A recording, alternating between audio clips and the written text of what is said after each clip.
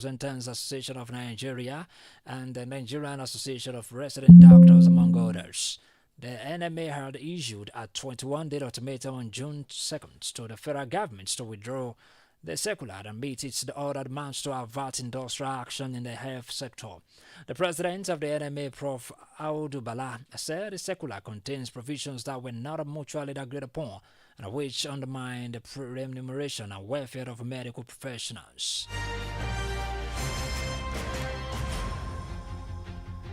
Medical services across Nigeria may face a total shutdown by Thursday this week, as the Nigerian Medical Association has threatened to begin a nationwide strike if the federal government fails to meet its demand before the expiration of its 21-day ultimatum. NMA President Bala stated that the association will be left with no option but to withdraw services if its demands are not met by July 23. He explained that any new directive affecting the association should result from mutual consultation, not unilateral imposition. With the July 23 deadline fast approaching, the enemy has urged the federal government to take the matter seriously and act swiftly to prevent avoidable disruptions to healthcare services across the country.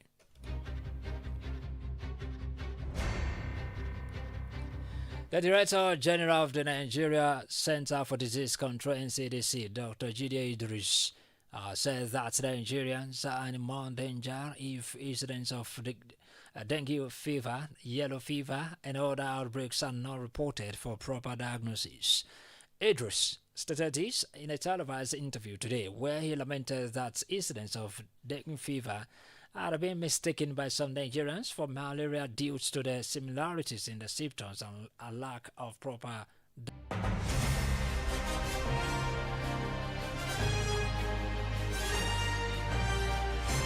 Away from health matters, socio-political activist Aisha Yesufu has vowed to stand by Senator Natasha Rapoti-Dragan as the Kogi Central Representative insisted on resuming her duties on Tuesday tomorrow at the Senate despite opposition from the upper chamber. In a televised interview today, Yesufu stated that she and others would accompany Rapoti-Dragan to the National Assembly, asserting that the embattled senator had every right to resume office following a court judgment. Body to be doing something that is unconstitutional, that says a lot. Having said that, also is the fact that the court didn't stop Natasha from going in, and so she has a right to resume office because the court has ruled that whole suspension to be unconstitutional. First of all, the Senate is not the one that made Senator Natasha a senator. It was her people that gave her that, and there's no way that you're going to deprive people who are probably in their millions the opportunity for them to have a representative at the Senate and the legislative duties that she's supposed to take on. You take that away from them. Beyond that also is the fact that there was a court ruling describing Rapoti-Dragan's suspension as unconstitutional. Yusufu berated the Senate for disregarding a valid court ruling. The Senate was asked to stop when they were going on that proceeding of suspending her. They were asked to stop it, but they didn't obey the court ruling. So the Senate has shown even to Nigerians and the public that there's rascality, that it can do whatever it wants to do. And so it's also saying to the people, don't obey court rulings. The body that is one of the two bodies that make laws, I think Senator Natasha has every right to resume office. And by tomorrow, by the grace of God, she's not going to resume alone. There are people who are going to go with her, and I'll be one of those people that will be with her and stand with her. And if the Senate decide that they're going to kill us, let them kill us. The activists condemned what she described as systemic discrimination against women in Nigerian politics. At the end of the day, they've shown us that we are not wanted. Out of 109 senators, we have only 4 women. And then yet you're going after this particular lady who has done nothing other than discharge her duties the way she should. And the same thing that they say, oh, she has done, she didn't speak from a seat of where she is. How many other senators have done that, have even done worse than that? Even the Senate president himself has done worse than that. Nobody suspended him. Enough of us being treated in this country as if we are second-class citizens. However, the Senate president's legal team has appealed to the judgment, argued that it interferes with the parliamentary procedures and falls outside the court's jurisdiction, cited Section 251 of the 1999 Constitution.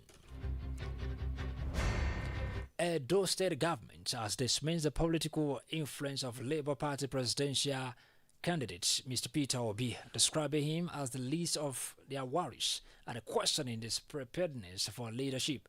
Speaking during an interview today, the state's Commissioner for Information and Communication, Paul Ohumboamo, said Obi poses no threats to the All Progressives Congress in the state. Argued that the former Anambra State governor has no concrete plan for governance, saying that Obi's political agenda remains unclear and lacks a clear vision for the country.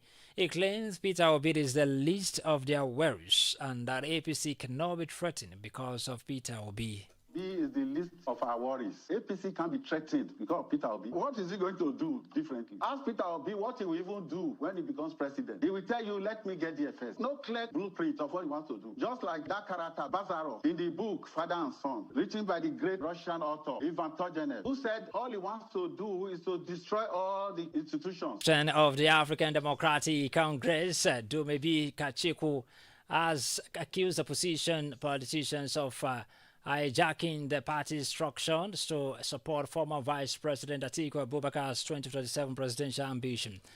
Kachuku made the allegation in a televised interview, claimed that the ADC-led coalition launched earlier this month was never a genuine alliance but a political vehicle designed to favor Atiku.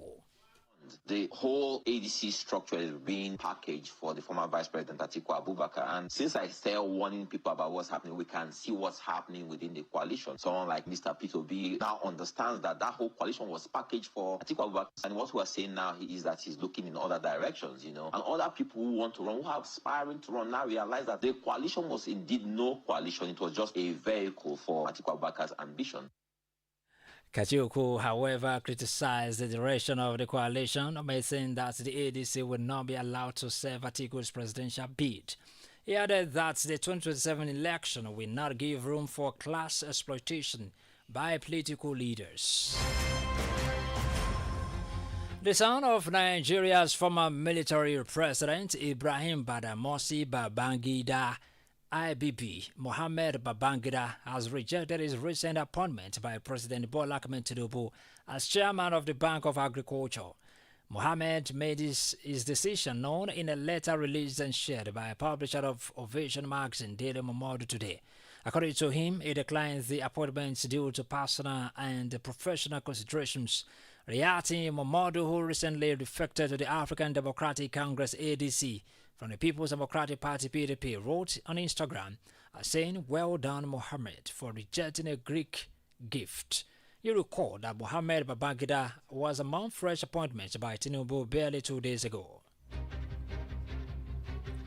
A former Minister of Foreign Affairs and a former Chief of Staff to the late President Muhammadu Buhari, Prof. Ibrahim Gambari, has described the former leader as a fulfilled man who served Nigeria to the best of his ability. Gambari, who made this known in an interview today, said he has known the late president for over 41 years, claiming the president was a fulfilled man at both the personal, professional, and political levels who did his best for the country. While reflecting on his personal relationship with Buhari, he reveals that he worked very closely with him, staying with him over the years, and he ended the last 3 years of his administration as his chief of staff. He, however, described him as a good man who did his best for the country. You're listening to News Express on Adamimogo 107.7 FM, transmitted live from Olojudo's Palace in Ekiti. After the break, Ekiti Rep member Honorable Akinlayo hails federal government Oyebanji's collaboration seeks action on food prices. Details of this and more when we return. It is another refreshing time and the outpouring power of God as Christ Apostolic Church, Grace of Mercy Prayer Mountain, Adamimogo, Jesus City, presents Sure Mercy of David. a yearly fasting and prayer program where God is set to heal the sick, deliver the poor, set the captives free, and save the lost. Through mercy of David comes up in the month of August, every Friday to Sunday, each week in the month of August 2025, as God will be using his anointed servant, Prophet Sam Oluwalo Baba Adamimogo, and many other great anointed men of God. Many spiritual singers will be ministering in song as well. Venue CAC Grace of Mercy Prayer Mountain, Adamimogo, Jesus City, Ilamija Village, Lekki Epe Expressway, Lagos State. For one-on-one counseling with Prophet Sam Oluwalo, register at JesusCityRadio.com. Show mercy of David. Don't miss it. Glad to know you're still there. You can subscribe to our YouTube channel via Adamimogo 107.7 FM. For happenings around you and news inquiries, please call our newsroom on this number 0915-786-8095. And now to the rest of the bulletin. The Honorable Member representing Ekiti North Federal Constituency 2 in the House of Representatives, Honorable Kolawole Akinlayo, has acknowledged the collaborative efforts of the federal government and the Ekiti state government in improving the welfare of the people. Speaking on the program, Akinlayo commended the Ekiti state governor, Mr. Biodu Yebanji, for his proactive lobbying with the federal government to secure the rights and benefits due to the people of the states.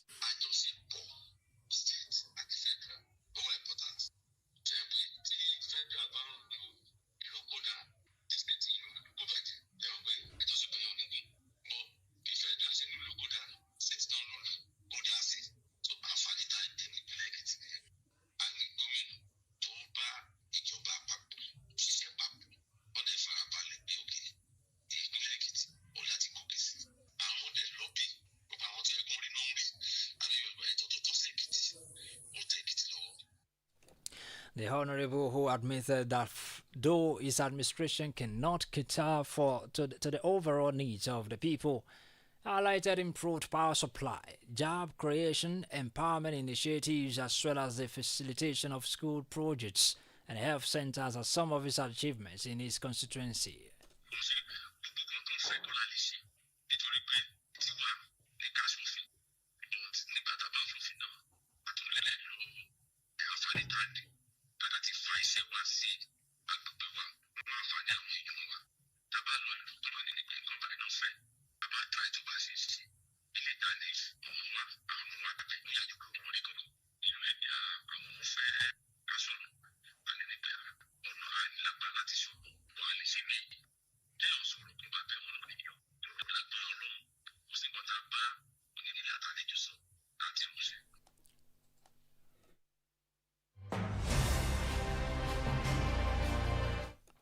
Akinlayo further appealed to the federal government to take urgent steps towards reducing food prices for improved living conditions of Nigerians. Amid rain, some retired police officers today staged a protest at the entrance gate of the National Assembly in Abuja, demanding their removal from the contributory pension scheme. The demonstrators, comprising elderly ex-police personnel, held placards and chanted solidarity songs as they stood in the rain, insisting that their welfare and dignity had been neglected for too long.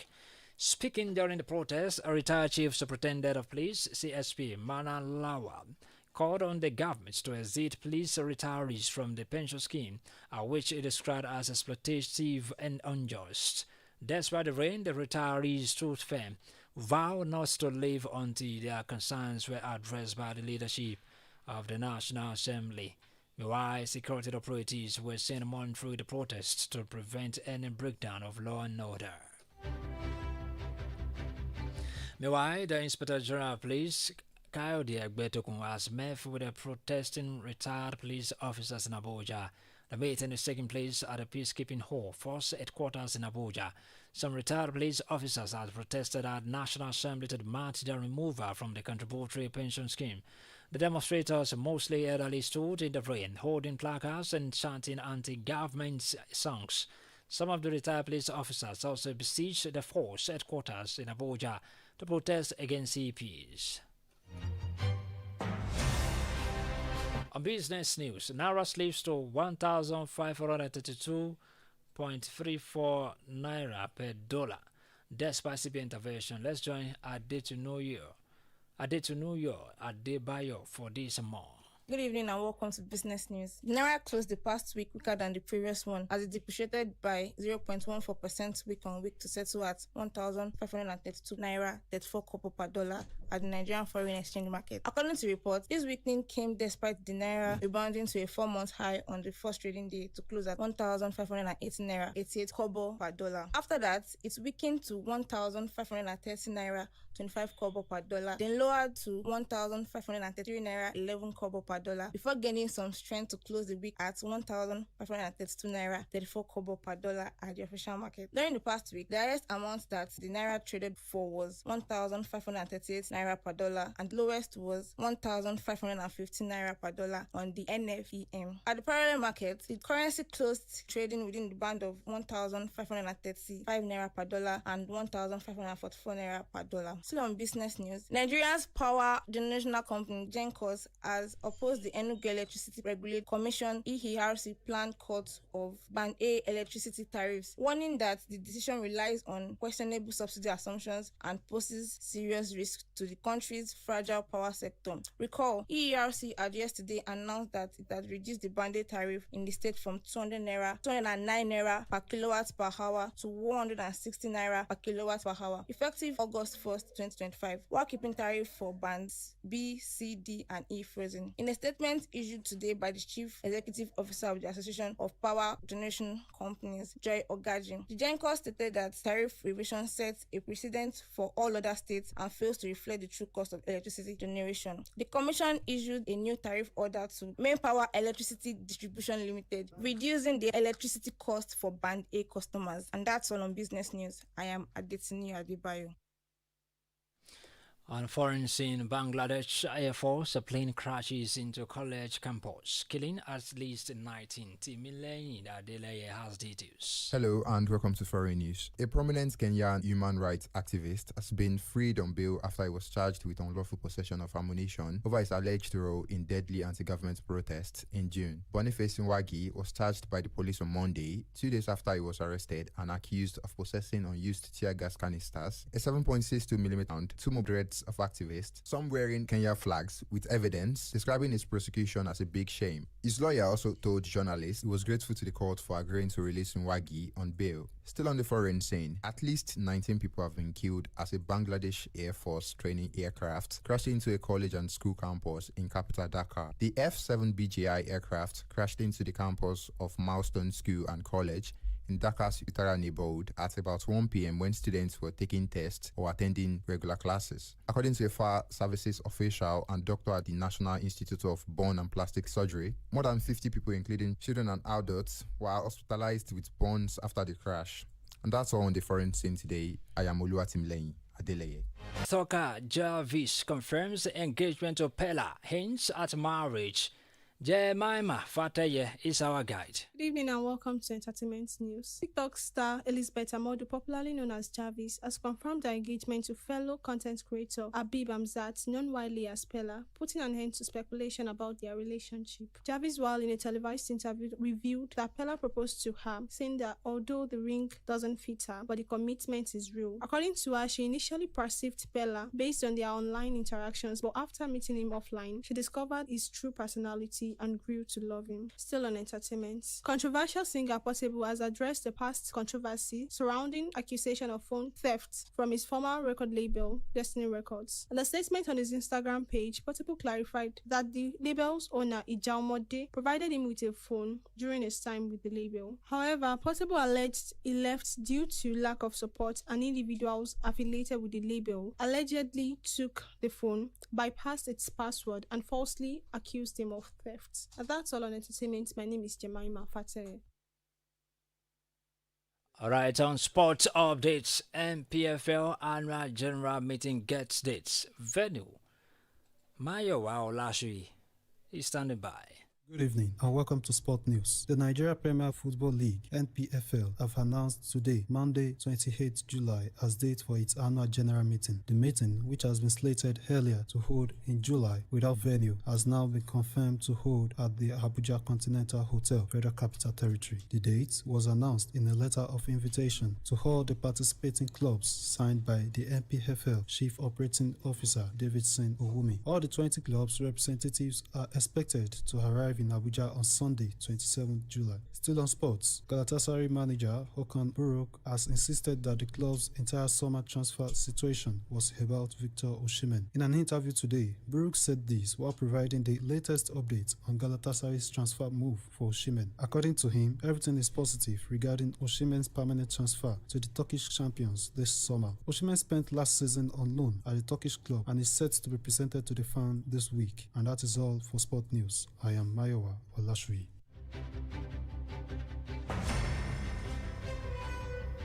To end News Express at 6, a recap of our top stories. We told you that federal government has suspended the recent circular issued by the National Salaries, Incomes and Wages Commission reviewing the allowances of medical and dental officers in the federal public service. Remember, we also told you that the Honorable Member representing Ekiti North Federal Constituency 2 in the House of Representatives, Honorable Kolawole Akinlayo, has acknowledged the collaborative efforts of the federal government and the Ekiti state government in improving the welfare of the people. And we lastly informed you that amid rain, some retired police officers today staged a protest at the entrance gate of the National Assembly in Abuja, demanding their removal from the contributory pension scheme. That's News Express from Adamimogo 107.7 FM, Olojidos Palace, Ido Ekiti. On behalf of the production crew, my name is Kingsley Iniovosa. Good evening and thanks for listening. Experience the power of music with Adamimogo 107.7 FM. Show me capital business. Show me you better show me that you love. Your ultimate music destination. The voice of the light. Adamimogo.